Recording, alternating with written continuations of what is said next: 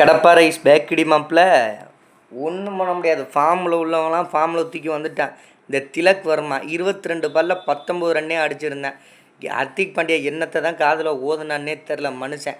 அடுத்த 23 பாலில் 83 ரன்னு. உங்கள் அக்கா மக்கா என்ன ஆட்டம் ஆடி விட்டான். ருத்ர தாண்டவம் ஆடி விட்டான்யா. என்னதான்யா பாண்டியா காதில் நான் பாண்டியாவோட படை பஞ்சாப் பறக்க விட்டுருச்சு எதிரணியை.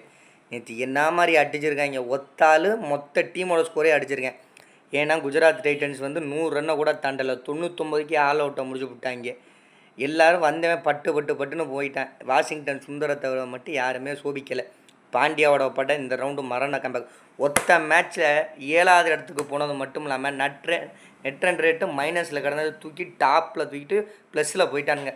இதுதான் கடப்பாறை இஸ் பேக்கு, ஓஜி இஸ் பேக்கடி மாப்பில்.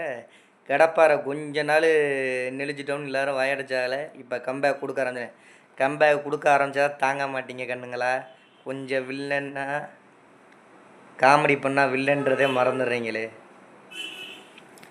கடப்பாறை இந்த டைமில் நல்லா அடிச்சிருக்காங்க. அடுத்தடுத்த மேட்ச்சில் இதே கம்பேக் வந்தால் இந்த இதை யாராலையும் தடுக்க முடியாது. காட்டாத்து வெள்ளை மாதிரி 2 பேர் தான் மேட்சை மாற்றி விட்டு போயிட்டாங்க. அதில் முக்கியமான ஆள் இவங்க தான். ஒத்தால பேட்ஸ்மேன் 101 ரன்னு நாட் அவுட்லேருந்து திலக் வர்மா 45 பாலில் 100 போட்டு தாக்கிட்டான். உள்ள என்னையாடா விக்கெட் எடுக்க மாட்டேன்னு சொன்னீங்க, இந்த ஆரம்பிச்சு வச்சேன் பார்த்தியா அப்படின்னு சொல்லி பும்ரா ஓவரில் விக்கெட் எடுத்து விட்டாப்புல. அதுக்கப்புறம் வரவம்புறம்லாம் விக்கெட்டை கலட்டுறான். ஷாட்னர் 2, அஸ்வினி குமாருங்கிற பையன் 4, இப்போ தான் அவர் டெபியூட்டாக இருக்கான்னு சொல்கிறாங்க 4. வரிசையாக வர்றவன் பூரா விக்கெட் எடுக்கிறேன். அதை ஆரம்பித்து வச்சது நம்ம பும்ரா.